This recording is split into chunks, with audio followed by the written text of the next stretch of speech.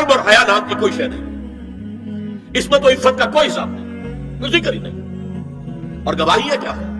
President Clinton نے کہا تھا 2 سال پہلے یا 3 سال پہلے، وہ جو ان کی اینول سپیچ ہوتی ہے، state of the union address, اس نے کہا تھا عنقریب ہماری قوم کی اکثریت حرامزادوں پر مشتمل ہوگی۔ یہ حرامزادے کا لفظ میں نے ترجمہ کیا ہے born without any wedlock۔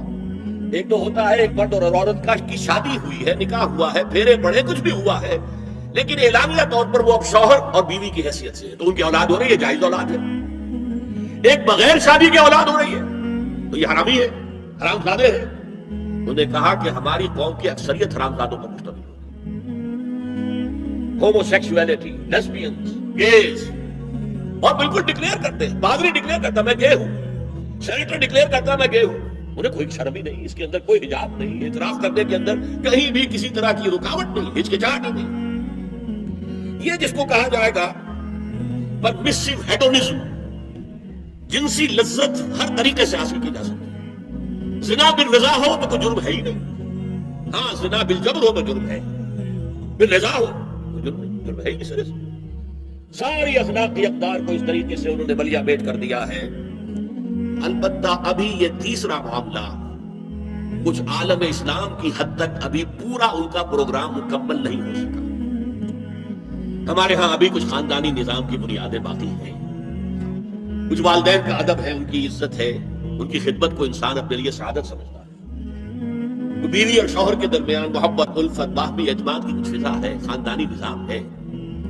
اگرچہ تیزی سے بگڑ رہا ہے نظام ہمارا، اور ہمارا ایلیٹ طبقہ اوپر کا جو ہے وہ مغرب کے طرز پر جا چکا ہے، لیکن ہماری مڈل کلاسز میں، لوور کلاسز کے اندر ابھی کچھ اقدار ہیں شرم کی، حیا کی، عصمت کی، عفت کی۔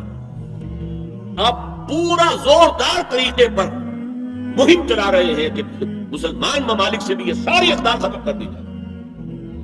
چنانچہ نوٹ کیجئے، قرآن مجید میں 2 جگہ پر اللہ تعالیٰ نے اہل مکہ کو وارن کیا تھا۔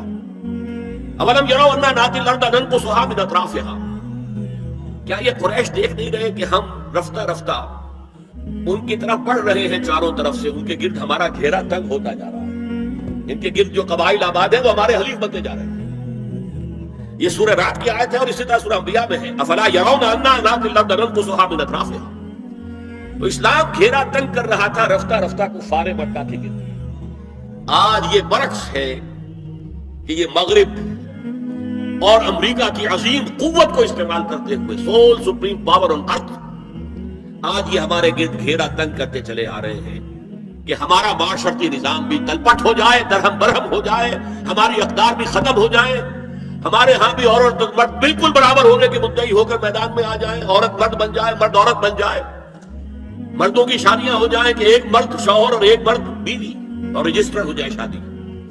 لیسبینز کی شادیاں ہو جائیں کہ ایک عورت شوہر، ایک عورت بیوی، اور رجسٹر ہو جائے شادی۔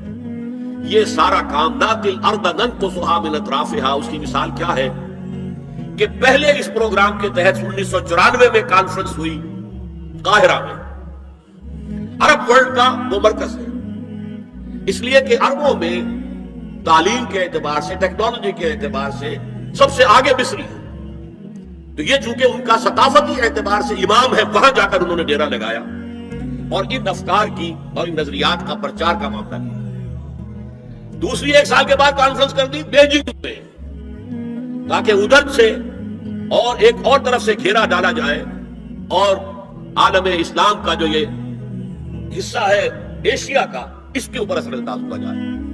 اور اس کے بعد بیجنگ +5 کانفرنس ہوئی ہے، اور یہ ہوئی ہے United Nation assembly, United Nation organisation کی جنرل اسمبلی کے تحت، اور یہ ہوئی ہے جون سن 2000۔ اب اس میں جو بھی ایک پرچہ تیار کیا گیا تھا ایجنڈے کے طور پر، اس میں جو سفارشات تھی وہ میں آپ کو بتا رہا ہوں۔ امپیکٹ ایک رسالہ نکلتا ہے لندن سے، اس سے میں نے یہ چیزیں لی تھی، اور انگریزی ہی میں ہم نے ایک دفعہ بڑی تعداد میں اس کو شائع کر کے تقسیم بھی کیا تھا، لیکن اس پر میں صرف آپ کو یہ بتا رہا ہوں کیا فیصلے تھے، کیا کرنا ہے۔ نام اس کا کیا تھا کانفرنس کا؟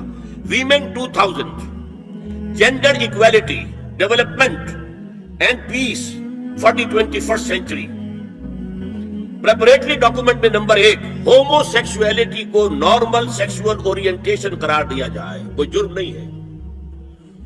مرد مرد سے شہوت رانی کرے، عمل قوم لوط یہ کوئی جرم نہیں، کوئی حرام نہیں، کوئی بری شے نہیں، نارمل اورینٹیشن ہے، یہ مزاج ہے۔ ایک شخص جو ہے عورت سے اپنی خواہش پوری کرنا چاہتا ہے، ایک مرد سے کرنا چاہتا ہے، تمہیں کیا اعتراض؟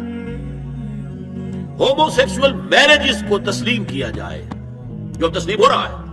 یورپ کی کئی ریاستوں میں رجسٹریشن شروع ہو چکی ہے، امریکہ کی، یورپ میں تو پہلے سے ہے، اسکینڈینیوین ملکوں میں پہلے سے بند۔ نمبر 3، عورتیں گھر کا کام کاج کرنے سے انکار کر دیں یا اس پر ویج طلب کریں، مزدوری دو، محنت دو تب ہم کام کریں۔ یہ چولہا جھونکنا، یہ روٹی پکانا، برتن دھونا، یہ اس کے لیے ہمیں اجرت چاہیے، لیبر۔